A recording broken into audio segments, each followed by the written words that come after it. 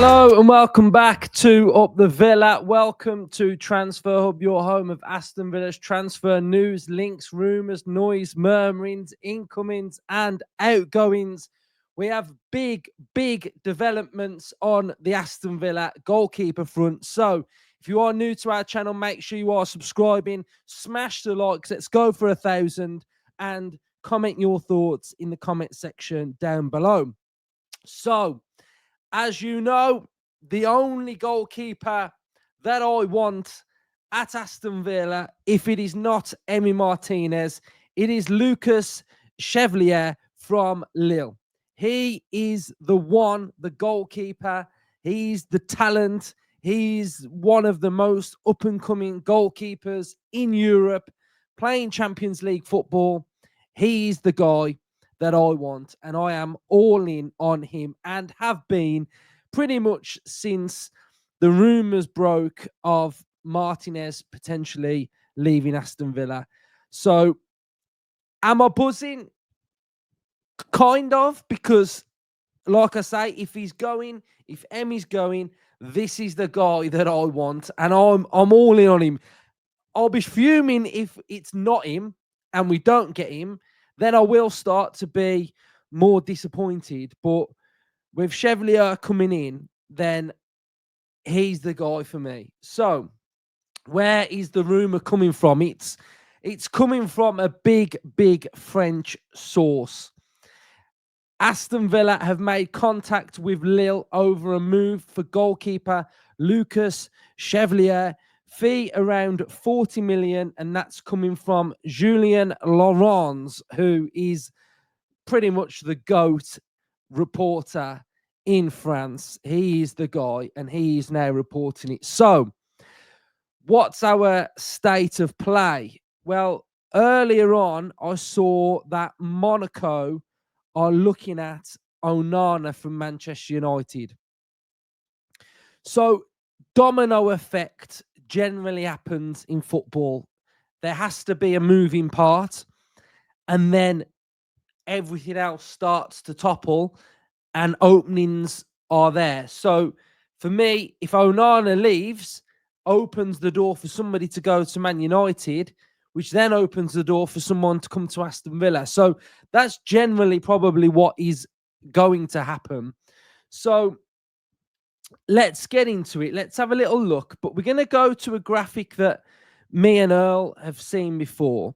And some of you have seen it. If you watch that episode, then you'll be aware of it. If not, then you won't be aware of it. But what it basically shows is it shows two goalkeepers that we were linked with. It showed Emi Martinez, Jean Garcia, and Lucas Chevalier. So what we can see from this is a spider diagram of each goalkeeper. So we'll break it down and we'll go through each category, and then we'll have a little bit of a discussion of what I think each section means for Villa. So first up, we have got PSXG-GA, which is post-shot expected goals minus goals allowed. Positive values indicate above average shot stopping ability, excludes own goals, includes penalties, not shootouts. So for that category, Martinez has got a 0.1, Garcia's got 0.2, and Chevalier's got a 0.2. Save percentage, we've got Martinez on 72.1, Garcia on 75.5, and Chevalier on 74.9. Garcia's gone to Barcelona. We've got touches, Martinez 41, Chevalier has got 34.57. So Martinez getting more touches. We've got passes attempted. We've got 34 for Martinez and we've got 38 for Lucas. Pass completion, 78.7 for Martinez. Lucas has got 79.6. So he's got slightly higher. This is the big one. And this is the big attribute that needs to be filled within a goalkeeper coming to Aston Villa, and it's stopping the crosses. Now, Martinez is exceptional at this. So his stats are high. So you're comparing sort of like Garcia to Chevalier, you've got 9.6 to 5.4. So 11.3 to 5.4 looks a big difference. But I would say that's one of Martinez's biggest standout attributes. And then we've got DAOPA, which is defensive actions outside the penalty area. Martinez 0.9 and Chevalier's got 0.6. So what can we see? Now, of course, you are expected to see that Emi Martinez has got a more complete spider diagram map because he's the more experienced, he's the elder, he's probably the most confident goalkeeper, apart from like Donnarumma, Alisson, etc., of that ilk caliber. Now, Lucas Chevalier isn't in that category yet. He's not going to be. He's 23. So he can get there and he can grow and he can be molded and he can be coached and he can be nurtured. And we have got really good goalkeeper coaches at Aston Villa. But the big thing for me is that this goalkeeper has to be able to play. Has to be able to play with the ball at his feet and be very comfortable. And you can see that Lucas is very, very good at that. And you can also see that his save percentage is very high as well.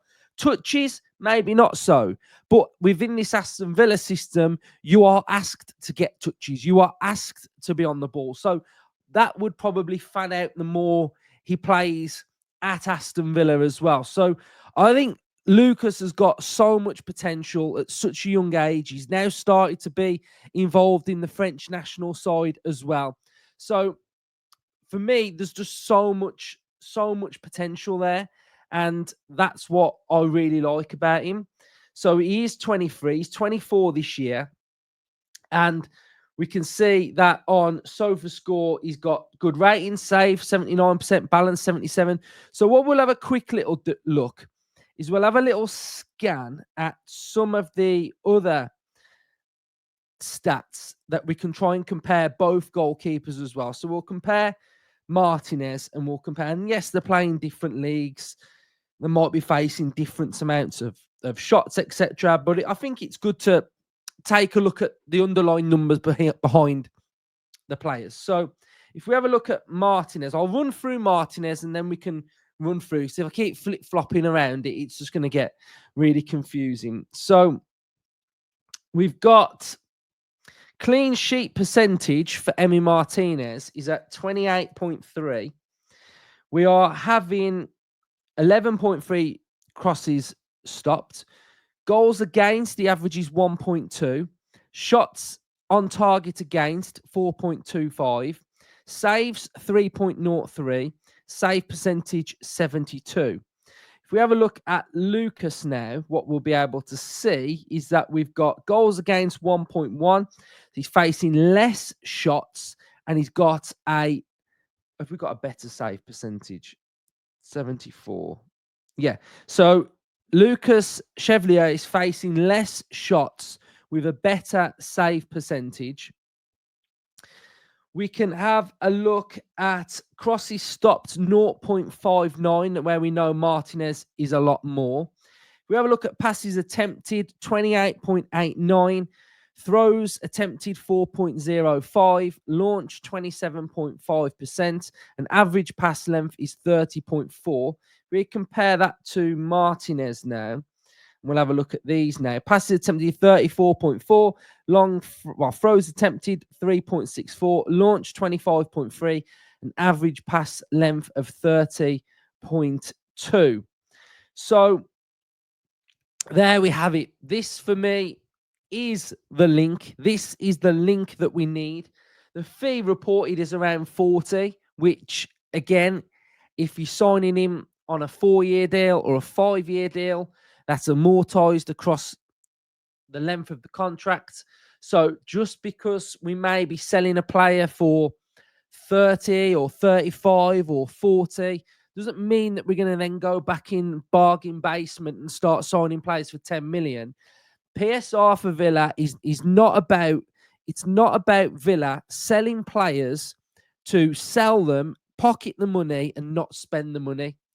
Villa need to just get over the line, and then we can go again on our spending for another financial year, and then we'll get to the same situation again, and we'll see where we are. If revenue increases, then that means that obviously we're not going to be in as much as the PSR problem, but that's the way it is. We are not choosing to be a selling club, but unfortunately, that's the position that we are in, really. So I feel really relaxed. I feel really calm about the whole thing because I just feel like he's the guy that I want Villa to sign. And if we get him, then I'll feel fine because I know a top goalkeeper's coming. So we've got to go out there and we've got to go and get him now. But I generally feel like Lucas Chevalier, I think he knows he's coming. I think he knows he's coming. I think he knows. He knows what you're hearing, like little rumors as well. Like I saw another little rumor today, like saying that he's chosen the Premier League. He's chose Villa then, hasn't he? He's chose Villa. So I did the episode yesterday about Martinez, and a lot of people were commenting their thoughts, which is obviously absolutely amazing. But again, I still feel like he's 100% leaving, and I feel like I'm at probably like 70% that he goes to Man United. Obviously, there's always that. Okay, someone else could come in for him that he might feel he's a better fit, but I still think he's going to Man United. So that's my reaction on Lucas Chevalier to Aston Villa. Now, if this doesn't materialise and we get linked with somebody else that I don't feel like is at the adequate standard, then you will get a different reaction from me to when that player is linked with a move to Aston Villa. So I've mentioned Bulker before, that I'm all right with him. I think he's okay, but this is the guy that we need. So Villa fans, let me know your thoughts. Up the Villa.